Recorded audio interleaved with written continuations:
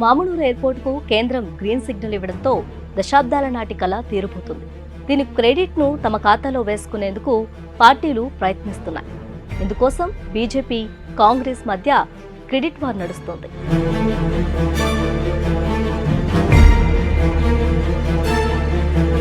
Mamnoor airport తమ వల్లే వచ్చిందంటూ తెలంగాణలోని కాంగ్రెస్ శ్రేణులు సంబరాలు చేసుకున్నారు. అదే సమయంలో బీజేపీ నేతలు కూడా మోడీ వల్లే సాధ్యమైందని ఆయన చిత్రపటానికి పాలాభిషేకం చేశారు. ఇందులో రాష్ట్ర, కేంద్ర ప్రభుత్వాలు తమ వంతు పాత్ర పోషించాయి.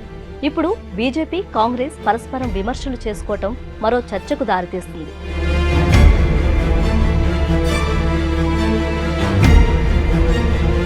ఎయిర్పోర్ట్ను ఏర్పాటు చేయాలని కోరటం రాష్ట్ర ప్రభుత్వ బాధ్యత. వారి ప్రతిపాదనల ఆధారంగా నిర్ణయం తీసుకోవాల్సిన బాధ్యత కేంద్ర ప్రభుత్వానిది. మామునూరు ఎయిర్పోర్టుకు కేంద్ర ప్రభుత్వం గ్రీన్ సిగ్నల్ ఇవ్వడంతో సీఎం రేవంత్ రెడ్డి రివ్యూ నిర్వహించారు.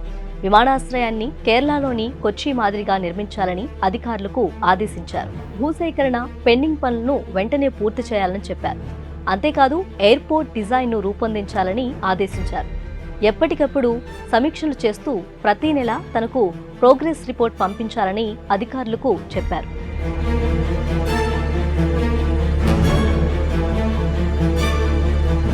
సీఎం రేవంత్ రెడ్డి వ్యాఖ్యలపై కేంద్ర పౌర విమానయాన శాఖ మంత్రి రామ్మోహన్ నాయుడు కౌంటర్ ఇచ్చారు.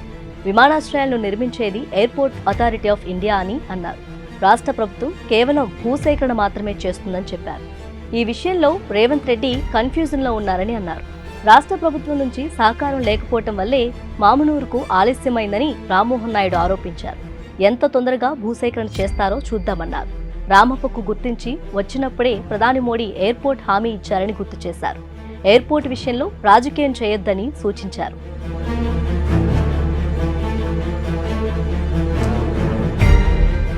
ఇటీవల రేవంత్ రెడ్డి, కిషన్ రెడ్డి మధ్య మాటల యుద్ధం నడుస్తున్న క్రమంలోనే కేంద్ర మంత్రి రామ్మోహన్ నాయుడు వ్యాఖ్యలు ఇప్పుడు మరో చర్చకు దారితీశాయి.